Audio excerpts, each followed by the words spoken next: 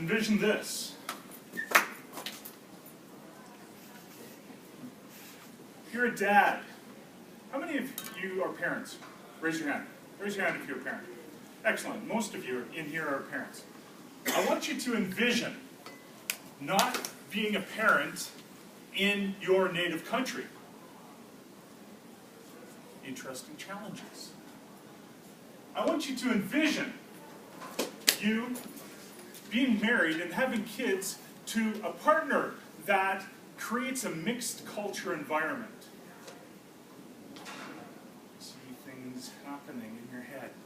This is my life. My life is very interesting because when I went to Korea, about 3 years in Korea, I met my wife. I didn't go there planning to meet my wife, but we met, things happened, and I became a dad. Being a dad in Canada, being Canadian, has its challenges. But when you start mixing cultures, this is where the fun begins. In Korea, one of the most important days in a child's life is their first birthday.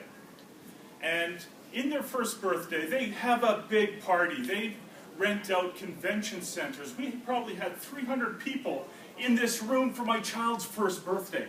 It's big business. You make a lot of money because people keep bringing little white envelopes. It's very nice. But other people have kids and you got to go deliver envelopes as well. So, you get a little bit of payback. After my son's first birthday, we brought him home and he was a trooper. I got to say, he was strong, didn't melt down, didn't cry. He chose money off the table as one of the things, which means he's going to be rich. And he chose paper, so he's going to be a rich scholar according to tradition there. But when we got him home, something happened. We realized that we hadn't changed his diaper in quite some time, and dude was packing. It was a wet diaper. It wasn't loaded, thankfully, but it was packed. And so in Korea, one of the things that children do, because there's no carpet in most homes, is we like to let kids run around and air dry, shall we say. And so being an air dry environment, we're packing up and there was gifts and we're organizing things, and I was doing a couple little dishes up at the sink. And I felt something. I felt something on my foot. And I looked down. And it's not what you're thinking at this moment. It's, dude is happy, squatting. There was a little bit of little brown runny goodness on my foot.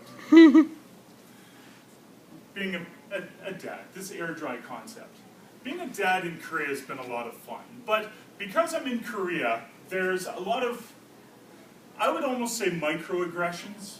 There's a lot of things that happen because I don't blend in. I stand out in Korea. I stand out in Canada. In Korea, I was head and shoulders above everybody.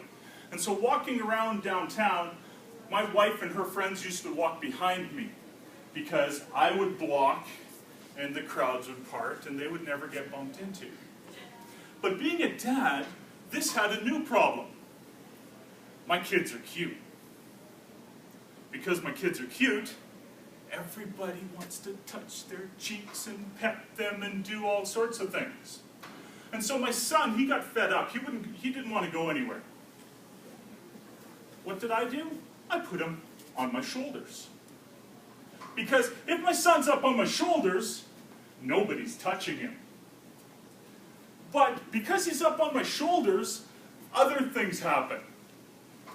And again, remember this wetness on my foot?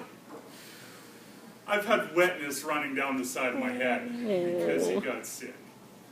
But it was a safe place to be. And so, being a dad, there's all these situations, these microaggressions, people bumping you, people touching my kids. My wife would get angry because in the supermarket, I would slap fingers.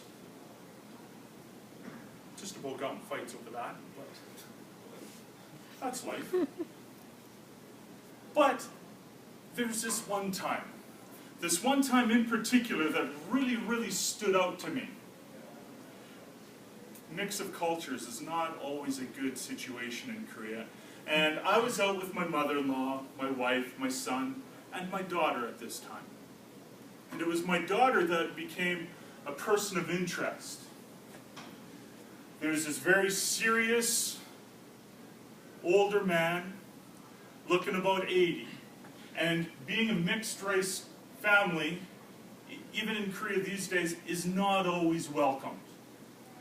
This very serious man came over, walked over, and my mother-in-law and daughter were playing, and I'm just going, oh man, I really don't want to be involved in this.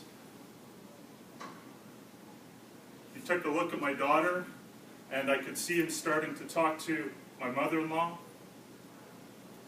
and they were having a little conversation, and he walked away. With my wife, I went over, talking to my mother-in-law, making sure everything's okay, that there's no bad blood. And it was a day that I remember. This man had been through the Korean War. This man had seen a lot in his life. In Korea, there had been a lot of changes. He looked down and apparently asked my mother-in-law if my daughter was a model. That she was the prettiest kid that he'd ever seen, type of attitude. And it was this, that all of the problems, like I was having a bad day, there's microaggressions, there's things that are happening on a day-to-day basis, tough things happening in my life in Korea, but this older man was amazing. He made me feel like I belonged in the country. Because that didn't happen every day. And so this man, your daughter is beautiful, is very accepting, very warm, said nice things to my mother-in-law. Made me feel good. So being a dad, being an expat dad in Korea, many challenges. I could go on and on and on, but I won't. Life was good overall.